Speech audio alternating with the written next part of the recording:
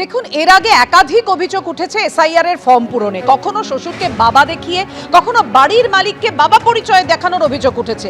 আর এবার এক অপরিচিত মহিলাকে মা দেখিয়ে এসআইআর ফর্ম পূরণের অভিযোগ উঠল বনগাঁয়।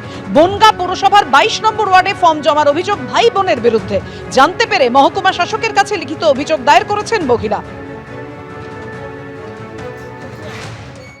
এবার যে খবরের দিকে নজর রাখবো, শিক্ষক নিয়োগের দায়িত্ব যাদের ওপর সেই এসএসসিকে ফের একবার হাইকোর্টের প্রশ্নের মুখে পড়তে হলো। নতুন বিধিতে একাধিক পরিবর্তন আনা হয়েছে। কিছু চাকরি প্রার্থীর বয়স পেরিয়ে গিয়েছে। আপনারা সেই যোগ্যদের জন্য কি ব্যবস্থা করবেন, মন্তব্য করেছেন বিচারপতি অমৃতা সিনহা। আপনারা নতুন বিধিতে বয়স নম্বর বিভাজন এমনভাবে তৈরি করেছেন যার ফলে অনেকে নিয়োগ প্রক্রিয়ায় অংশগ্রহণ করতে পারছেন না। আপনারা সেই যোগ্যদের জন্য কি ব্যবস্থা করবেন? শুক্রবার এসএসসি মামলার শুনানিতে এমনই প্রশ্ন করলেন কলকাতা হাইকোর্টের বিচারপতি অমৃতা সিনহা। শিক্ষক নিয়োগের দায়িত্ব যাদের ওপর সেই স্কুল সার্ভিস কমিশনকে ফের একবার হাইকোর্টের প্রশ্নের মুখে পড়তে হলো। এসএসসি যোগ্য অযোগ্য আলাদা না করার ফলে চাকরি হারিয়েছেন 2016 সালে চাকরি পাওয়া বহু যোগ্য প্রার্থী। সুপ্রিম কোর্টের নির্দেশে 9 বছর পর পরীক্ষা হয়েছে, কিন্তু বিতর্ক কিছুতেই পিছু ছাড়ছে না। এসএসসির নতুন বিধি, যোগ্য নতুনদের একসঙ্গে পরীক্ষা দেওয়া নিয়ে প্রশ্ন তুলেছে সুপ্রিম কোর্ট। সেই সঙ্গে শিক্ষক নিয়োগ সংক্রান্ত সব মামলা কলকাতা হাইকোর্টে ফেরত পাঠিয়েছে তারা। এই প্রেক্ষাপটে শুক্রবার বিচারপতি অমৃতা সিনহার এজলাসে শুনানি হয়। নিজেদের অযোগ্য প্রমাণ করার জন্য পরিকল্পিতভাবেই এমন ব্যবস্থা এসএসসি আর সরকার করেছে যাতে নিয়োগ প্রক্রিয়াটাই ব্যাহত হয়।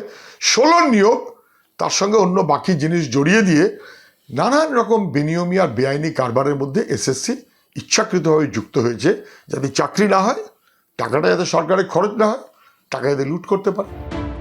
শুক্রবার এসএসসির উদ্দেশ্যে বিচারপতি অমৃতা সিনহা বলেন, সুপ্রিম কোর্ট তার নির্দেশে যোগ্যদের নিয়োগ প্রক্রিয়ায় অংশগ্রহণের কথা বলেছে। সেখানে আপনাদের নতুন বিধিতে একাধিক পরিবর্তন আনা হয়েছে। নতুন বিধিতে বয়স নম্বর বিভাজন এমনভাবে তৈরি করেছেন যার ফলে অনেকেই নিয়োগে অংশগ্রহণ করতে পারছেন না। কিছু চাকরি প্রার্থীর বয়স পেরিয়ে গিয়েছে। আপনারা সেই যোগ্যদের জন্য কি ব্যবস্থা করবেন? আদালত এখন এটাই চিন্তা করছে। রাজ্য সরকারের তো লক্ষ্য একটাই, অযোগ্যদের বাঁচানো, অযোগ্যদের চাকরি দেওয়া। যাদের থেকে একবার টাকা নিয়ে চাকরি দেওয়া হয়ে গেছে, এখন তাদের যদি চাকরি যায়, তারা তো যাকে টাকা দিয়ে তার পিঠের চামড়া তুলে নেবে ভোটের আগে। তো যেভাবে হোক নিয়োগ প্রক্রিয়াটাকে ঘেঁটে দাও, মেধা আবার প্রতারিত হয়ে যাক।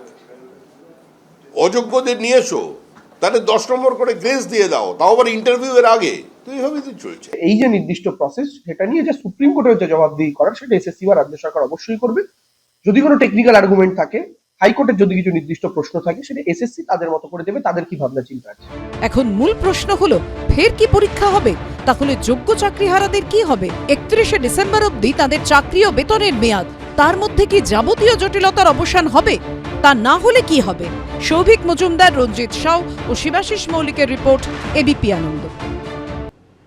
রাজ্য পুলিশের কনস্টেবল নিয়োগের পরীক্ষার আগে চাকরির টোপ দিয়ে প্রতারণার অভিযোগ। প্রতারণা চক্রের পর্দাফাঁস করল পুলিশ। দক্ষিণ দিনাজপুরে গ্রেফতার হলেন সিভিক ভলান্টিয়ার ও তার স্ত্রী সহ 3 জন। রাজ্যে শিক্ষক নিয়োগ দুর্নীতি নিয়ে এখনো তোলপাড় চলছে। তার মধ্যেই রাজ্য পুলিশের কনস্টেবল নিয়োগের পরীক্ষার আগে চাকরির টোপ দিয়ে প্রতারণা চক্রের পর্দাফাঁস করল পুলিশ। দক্ষিণ দিনাজপুরে গ্রেফতার হলেন সিভিক ভলান্টিয়ার ও তার স্ত্রী। পুলিশ সূত্রে দাবি, এক মহিলার থেকে 9 লক্ষ টাকা নিয়ে অ্যাডমিট কার্ড আটকে রাখার অভিযোগে গ্রেফতার হন সিভিক ভলান্টিয়ার নারায়ণ ভট্টাচার্য এবং তার স্ত্রী। তাঁদের জেরা করেই নাম উঠে আসে গঙ্গারামপুরের বাসিন্দা সুভাষ বিশ্বাস নামে এক ব্যক্তির। বৃহস্পতিবার গঙ্গারামপুরের কার্গিল মোড় এলাকায় সুভাষ বিশ্বাস নামে ওই ব্যক্তির বাড়িতে অভিযান চালায় পুলিশ। তাঁকেও গ্রেফতার করা হয়। উদ্ধার করা হয় 21 লক্ষ টাকা, বেশ কিছু অ্যাডমিট কার্ড, মোবাইল ফোন ও ল্যাপটপ।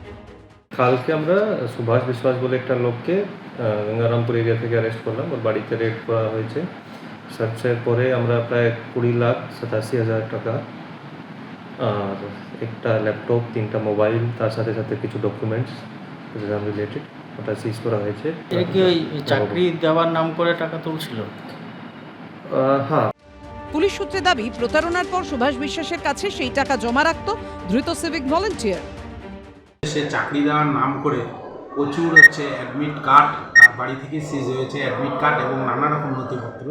এর আগের ডেটে পার্বতী রায় এবং নারায়ণ ভট্টাচার্য তারা চাকরি দেওয়ার নাম করে তারা টাকা তুলছিল। পুলিশের কাছে খবর ছিল, পুলিশ তাদেরকে অ্যারেস্ট করে এবং পরবর্তীতে তাদের রিমান্ডে নিয়ে যাওয়া হয় এবং তাদেরকে জিজ্ঞাসাবাদ করে পুলিশ এই সুভাষ বিশ্বাসের নামটা পায়।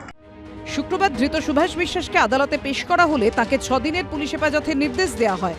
চঞ্চল মজুমদার, মুন্না আগরওয়াল ও সুদীপ চক্রবর্তীর রিপোর্ট, এবিপি আনন্দ। শর্ত সাপেক্ষে 1 ডিসেম্বর খেজুরির বাঁশগোড়া বাজারে বিজেপিকে সভার অনুমতি দিল কলকাতা হাইকোর্ট। সম্প্রতি খেজুরির বাঁশগোড়া বাজারে এসআইআর এর প্রতিবাদে সভা করে তৃণমূল। সেখানে 30 নভেম্বর সভা করতে চাইলে পুলিশ অনুমতি দেয়নি বলে অভিযোগ। এ নিয়ে কলকাতা হাইকোর্টের দ্বারস্থ হন শুভেন্দু অধিকারী। শহরে রাস্তা আটকে যদি একটি রাজনৈতিক দল প্রতি বছর জনসভা করতে পারে, তবে বিরোধী দল বদ্ধ জায়গায় কেন পারবে না?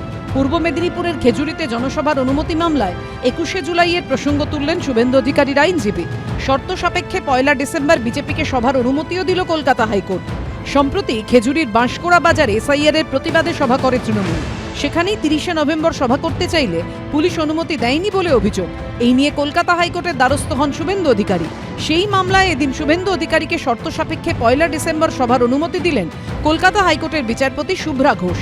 কলকাতা হাইকোর্ট জানিয়েছে 1 ডিসেম্বর অর্থাৎ সোমবার দুপুর 3টে থেকে সন্ধে 7:30 পর্যন্ত সভা করতে পারবে বিজেপি। মামলাকারীকে বাঁশগোড়া বাজার কমিটির থেকে লিখিত অনুমতি নিতে হবে। সভায় 2000-এর বেশি লোক থাকতে পারবে না। 4 জন উদ্যোক্তার ফোন নাম্বার পুলিশ প্রশাসনের কাছে জমা দিতে হবে। যে মাঠে জনসভা হবে সেই মাঠ 2 দিনের মধ্যে স্বাভাবিক অবস্থায় ফিরিয়ে আনতে হবে।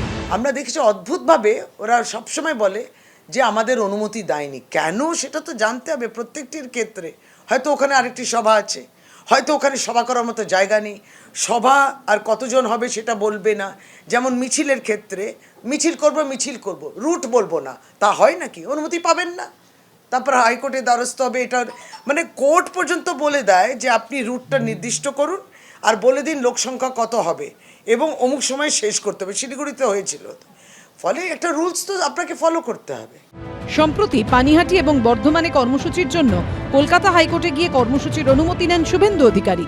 আর এবার খেজুরিতে তার সভায় অনুমতি দিল কলকাতা হাইকোর্ট। সৌভিক মজুমদার ও ঋত্বিক প্রধানের রিপোর্ট, এবিপি আনন্দ। ইতিমধ্যেই কাজের চাপ নিয়ে বিস্তর অভিযোগ তুলেছেন বিএলওরা। এর মধ্যেই অন্য ছবি দেখা গেল বাঁকুড়ায়। একেবারে ছোটবেলায় দুর্ঘটনায় একটা পা হারিয়েছেন, কিন্তু তা সত্ত্বেও একটা পা নিয়েই প্রায় 99% ডিজিটাইজেশন শেষ করে ফেলেছেন বিএলও শোভানারা বাইন। তিনি প্রমাণ করেছেন ইচ্ছে থাকলে যে কোনো প্রতিবন্ধকতাকেই জয় করা যায়।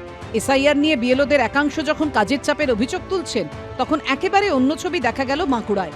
ইনি শোভানারা বাইন, বিষ্ণুপুরের জামশুলি গ্রামের 238 নম্বর বুথের বিএলও। একেবারে ছোটবেলায় দুর্ঘটনায় একটা পা হারান, সেই থেকে একটা পাই ভরসা। তবে কাজের ক্ষেত্রে কোনোদিন পিছিয়ে থাকেননি। বিএলওদের কাজেও অন্যদের থেকে বেশ কয়েক পা এগিয়ে শোভানারা। পেশায় অঙ্গনওয়াড়ি কর্মী এই বিএলও প্রায় 99% ডিজিটাইজেশন শেষ করে ফেলেছেন। এটা হচ্ছে কমিশনের নির্দেশ, নির্বাচন কমিশনের নির্দেশ আমাদেরকে দিয়েছে, কিন্তু আমাদেরকে মানতে হবে, যথাযথভাবে পালন করতে হবে। যতই প্রতিবন্ধকতা থাকুক না কেন সেটাকে আমাদেরকে এগিয়ে যেতে হবে। আমার 99% কমপ্লিট হয়ে গেছে। হ্যাঁ, কষ্ট হয়, কিন্তু তবুও তো আমাকে এগিয়ে যেতে হবে। তাঁর বুথের প্রত্যেক ভোটারের বাড়ি বাড়ি গিয়ে ফর্ম দেওয়া নেওয়া থেকে ডিজিটাইজেশন, সব কাজই তাঁর প্রায় শেষের দিকে। তাঁর এমন কাজে অত্যন্ত খুশি স্থানীয়রা। বিএলওর যে কাজটা করছে খুবই ভালো কাজ করেছে। ও তার স্বাভাবিকভাবে যেতে পারছে না, সে প্রত্যেকটা বাড়িতে যায় একটা পায়ে। বিষ্ণুপুরের এসডিও জানিয়েছেন ওই বুথের মোট 1039 জন ভোটারের মধ্যে 1019 জন ভোটারের ডিজিটাইজেশন হয়ে গেছে। ওনার শারীরিক অবস্থা দেখে আমরা হয়তো ওনাকে কাজ থেকে অব্যাহতি দিতে রাজি হতাম, কিন্তু উনি নিজে থেকেই এই কাজ আগ্রহ দেখিয়ে করেছেন, যা সত্যিই প্রশংসনীয়। তুহিন অধিকারীর রিপোর্ট, এবিপি আনন্দ, বাঁকুড়া। এবিপি আনন্দ, এগিয়ে থাকে, এগিয়ে রাখে।